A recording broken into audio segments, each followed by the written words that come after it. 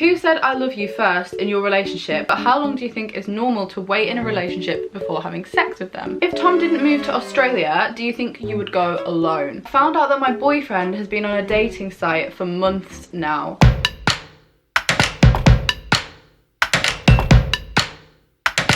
Hello everybody, welcome back to my channel. Today you joined me from my bedroom and I thought we would just have a very honest, heart-to-heart girl chat kind of video all about relationships, because I looked back on my channel and I realised that actually I've never done this video, and I've been in my relationship for 3.5 years now, so I feel like I have a little bit of knowledge in this field, but also like obviously I can't answer absolutely every question. I'm not like a guru, and obviously I do only have experience in really just this one relationship, so I can't offer you like fields of advice from various different relationships, but I still thought it'd be interesting to do. Plus I asked a lot of you guys on Instagram what you wanted to see, and I was really surprised by the amount of you that came back with this answer. So I took to Insta stories this morning and I asked you guys to send in any questions about my relationship, about your relationships, confessions, problems, anything you wanted, literally at all. There's a variety, let me tell you. There's a lot of different things happening, and sadly a lot of the same thing happening, which just breaks my heart. So many things, so many girls messaging me being like, oh, my boyfriend's cheating on me, and there's a lot of those. And just now, one, if your boyfriend's cheating on you, bye. Before we start answering all of the questions, you guys know what I'm about to say. If you're not subscribed to my channel, please go do so down below, because that always really helps me out and means the world to me. So without further ado, let's get answering your questions, because trust me, there was quite a lot and this video is going to probably be quite long. So get yourself a cup of tea, get yourself a snack, let's go. So I've screenshotted a lot and I kind of just want to get into it because I want to go through as many as I can. So straight in at the deep end. Who said I love you first in your relationship, and do you remember how long you'd been together at the time? I don't properly remember this, which actually makes me really sad because I can't think of like one standout memory, but I'm 99% sure that Tom said it first. I think we'd probably been together for about 3 or 4 months. Like I said, I can't pinpoint an exact moment, but I think maybe it was even less than that. Maybe it was like 2 months. But we had been talking on and off for like 7 months before we actually got together, so we'd had like a long process of like basically just being friends. I explained that in my Say It or Shot It video, so if you want to know a bit more tea about how Tom and I got together, it's in my Say It or Shot It that we filmed a couple of weeks back. Next one, is having doubts about your relationship a sign that you should break up? I'm very on the fence about this, because I do think like obviously if you're having repetitive doubts and it's the same thing all the time, then that to me is like a red flag. That is like a, okay, this is obviously a problem that's coming up a lot. But I do think occasional doubts, or just like a what if this is wrong moment every now and then, isn't a sign, I don't think, that you need to break up. I think usually that's more a sign that you need to address it with your significant other, your partner, whatever you want to call it, because usually they can be solved. I think you build up things in your head quite a lot that might not necessarily be the truth or like the actual situation. So for example, I know that quite often I think that I found a problem, or I think that there's something wrong, and I'll say it out loud to Tom, and Tom will be like, Molly, that is not even an issue, I don't know why you're worrying about it. And usually it's just myself like manifesting it in my own head and like really overthinking it, and that's just the kind of person that I am. So I definitely think that if it's a reoccurring problem that's happening all the time, maybe that is a sign. But if it's just a one-off or every now and then, if you voice it to your partner, see what they say, because like, you know, you might be able to just sort it together. I see my boyfriend pretty much every day, but we've been told it's too intense. We don't see that. What do I do? You know your own relationship. I think that the only people that really should have any opinion at all are the two of you. Like, it's absolutely nobody else's business. If your friends are trying to look out for you and they're trying to have your back and they're being like, look, I think it's just he's smothering you and you're not the same and you never meet us anymore, then obviously they have a point, and like, don't cut your friends out. But if it's that you want to spend most days with him, I really don't think there's anything wrong with that. In fact, if anything, I think it's a good sign that you want to spend a lot of time together, because it means that you're obviously very compatible. I think the only time you would need to worry was if it was impacting other relationships and other friendships. This person said, this is not as PG, but how long do you think is normal to wait in a relationship before having sex with them? And I think this is a good question, because it depends how old you are asking that question. I think in your first relationship, that is completely down to every single individual, and I don't think you can again put a time on it, because everybody's different. So you might have met the person last night and then for you that time is right, or you might have met the person 3 months ago and you were just friends and then it felt a little bit weird and you've got to talk about it, and it's definitely just different in every situation. But I think in a first relationship, if you're asking me that question from a younger point of view, I definitely think don't rush into anything that you think you might not be happy with 6 months down the line. So don't do anything you're going to regret, basically. And you know in yourself, I think, as well, when you feel like you've been together for long enough. How do you deal with you and Tom having very separate jobs? This is going to be my situation in September. Okay, this was obviously a big turning point in our relationship, and I do think that a lot of teenage sixth form relationships fail when people either move away to university or they go into like real jobs in the real world. And obviously I'm quite lucky because I work from home now and I'm self-employed, so everything I do is very flexible and my day-to-day life is never the same. So I'm a pretty like easygoing person, whereas Tom works a 9-to-5 job and he does graphic design, and for the first year of that job it was an apprenticeship. So whilst I was in Leeds doing a foundation degree, Tom was doing an apprenticeship back at home, and it did feel like a lot was about to change. I remember that August, September time before I moved away to Leeds, I felt very unsure about how it was going to affect our relationship, and both of our views on it was, you don't know until you try it. So we could sit here and try and predict all the things that are going to happen, and by Christmas maybe we'll have broken up, but also we can't sit and make all of these scenarios up because you just don't know what's going to happen, and there's no point in overthinking it. And trust me, I hold my hands up and say I definitely did not take my own advice, and I did worry about it a lot because it was completely new terrain. Like, I'd never ever taken a relationship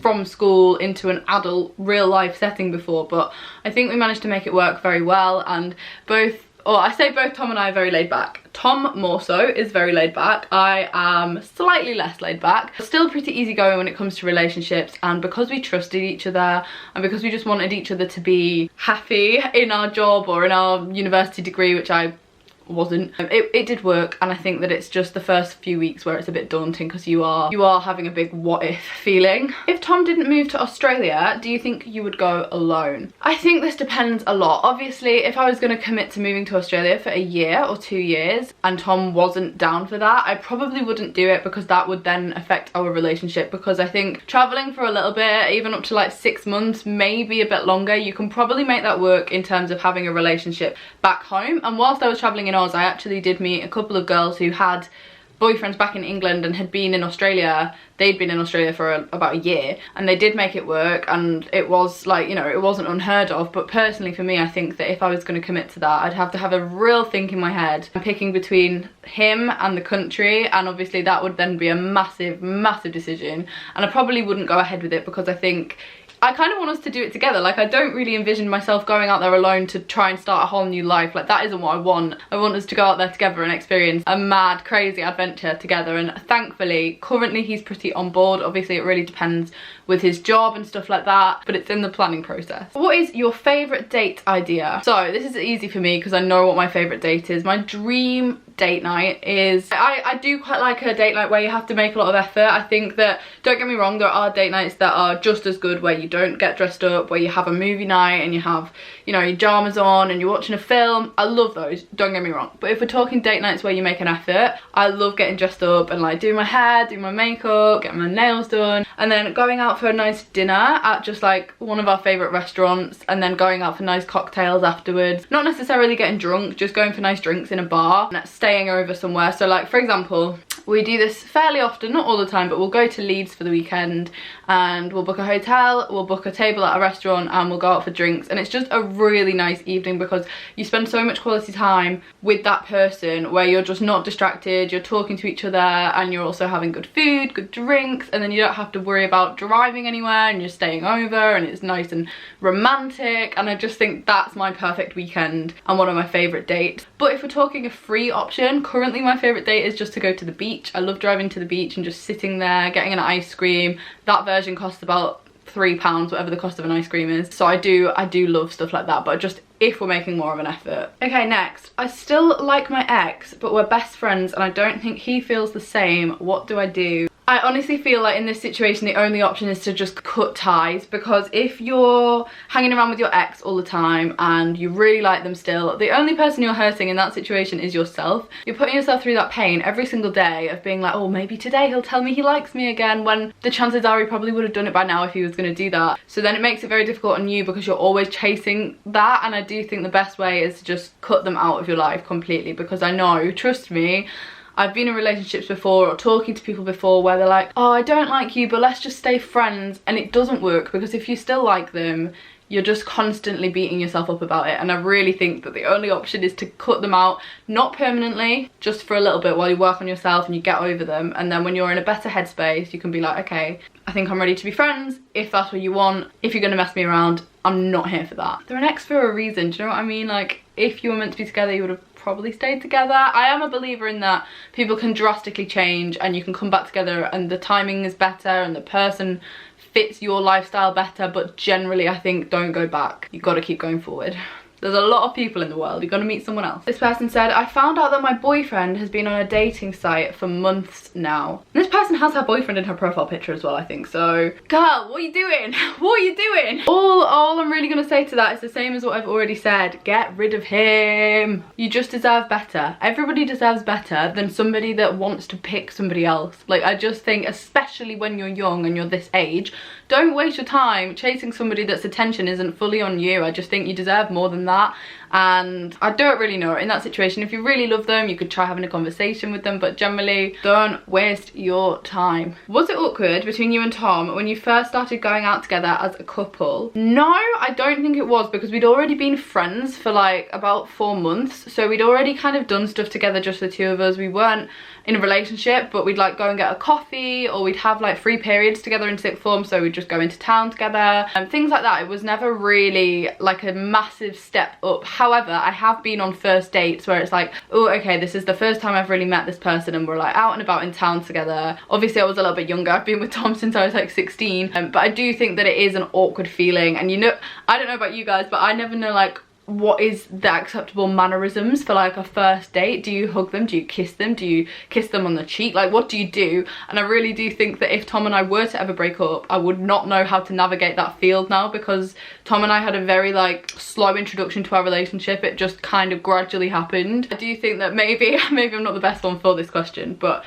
personally for Tom and I it wasn't awkward enough. Do you plan long term, like moving in together and having kids, etc.? Yes. I know in videos I actually make it sound quite a lot like I don't think Tom and I are going to be together forever, and like whenever the question about marriage comes up I always joke about it, because I think I'm very young and I don't want to like say online, for example, that yes, we absolutely are going to get married and yes, we absolutely are going to stay together, because one, there's a lot of people watching and that feels a bit daunting, and two, you really can't predict the future. So yes, we do both plan long term. We talk about children, we talk about a house, we have a rough outline of a plan for like the next 5-ish years of things that we would love to do together. However, we don't rest our whole lives on that. Like, I know there are things that I want to do myself as an individual, same with Tom, but we do have like, you know, kids' names and a wedding venue. Can you believe we've got a wedding venue?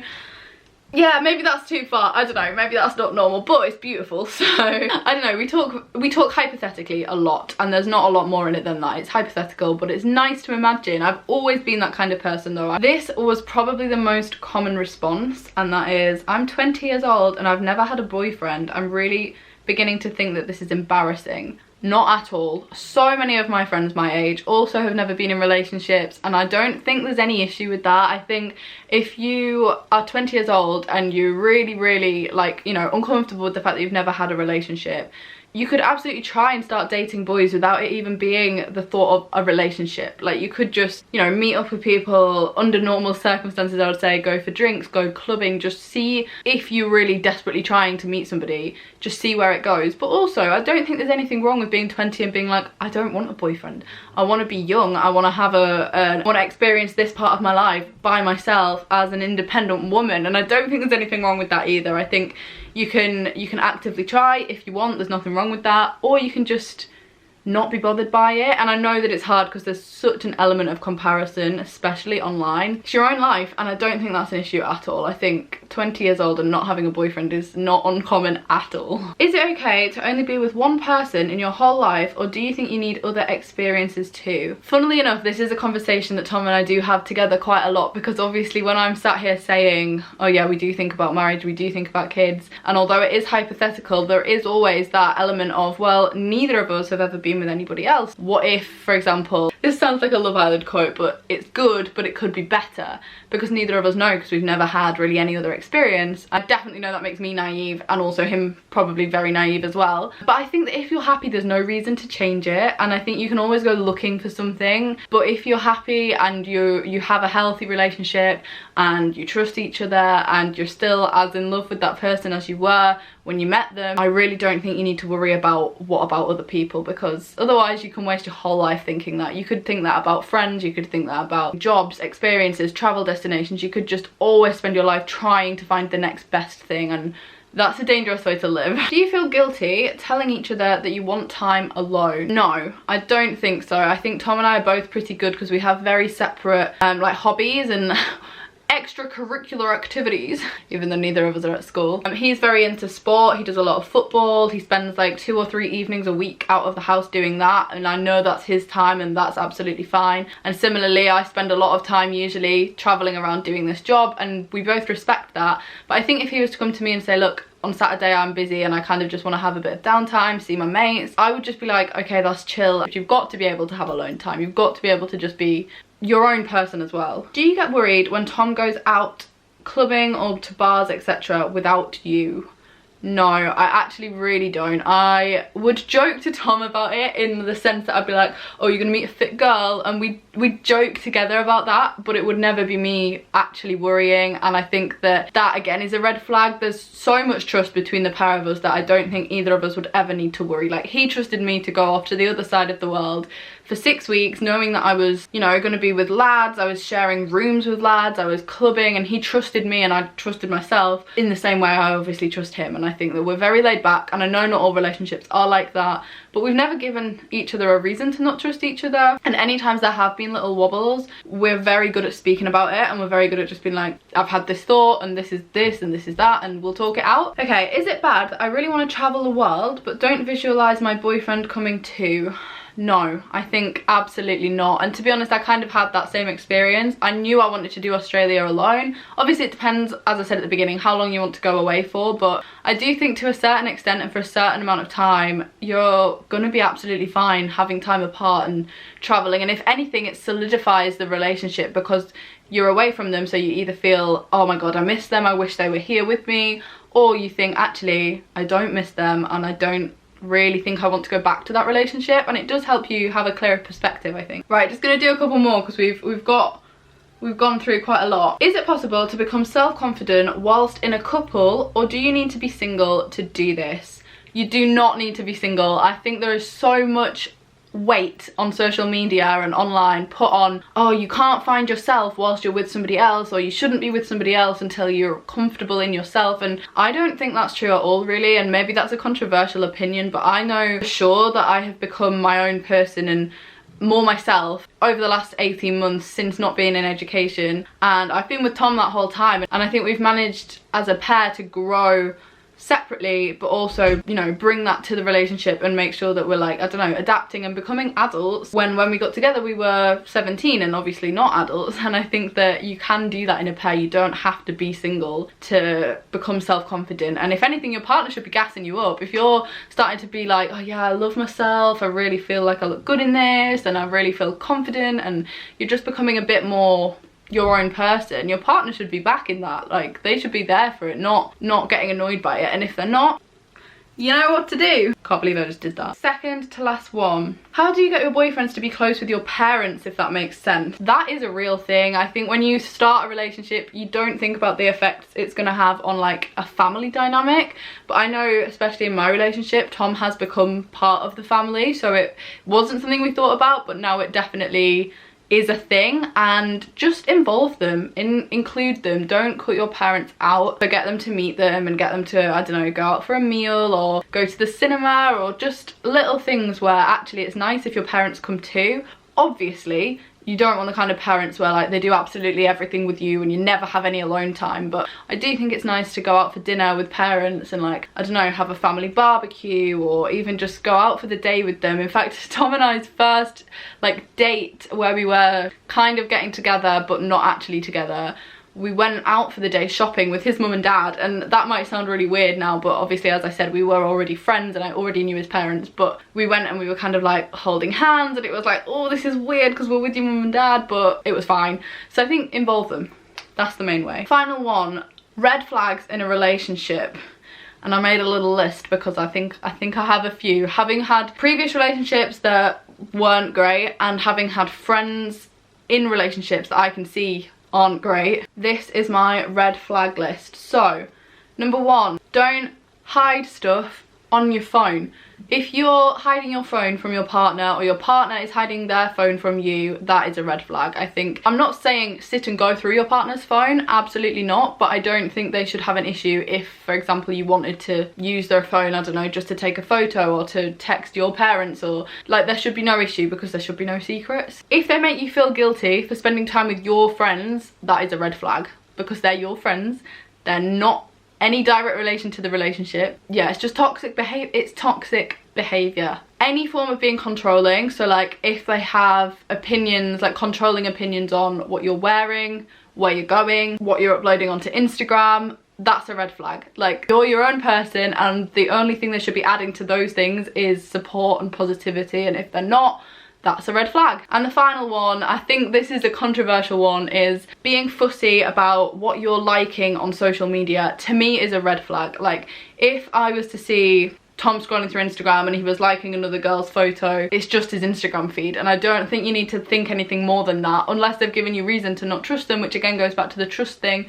But for example, obviously I'm in a weird situation where my social media is my job, and I've never been in a relationship where I've had like a separate private social media where I'm like getting likes off weird people, but I really do think you should just be trusting each other. Don't look at who's liking his photos. Don't let him be invasive and like stalk who's liking your photos. Don't check who he's following. You should just trust each other. Like, that's the bottom line of every single piece of advice, is if there's no trust there, that's the biggest red flag, and that is, to me, you need to get out of that because you don't want to be in a situation like that. Oof, we've whittled on and I've got really warm. I feel a bit like flushed and a bit stressed because of it, but I hope you guys have found this helpful. I kind of do feel like I just almost lectured at you for like 25 minutes, so I hope you found it useful in some way. And if you've got any other dying, burning questions, do leave them in the comments below because I'll try and get back to you, try and answer them. But I really appreciate you guys sending those questions in, and hopefully you'll listen to the advice if you know you sent one of those questions. I hope you're all doing okay. I should be back on my channel this week on Thursday, guys, with a video that I hope you're gonna love. Other than that, give it a thumbs up,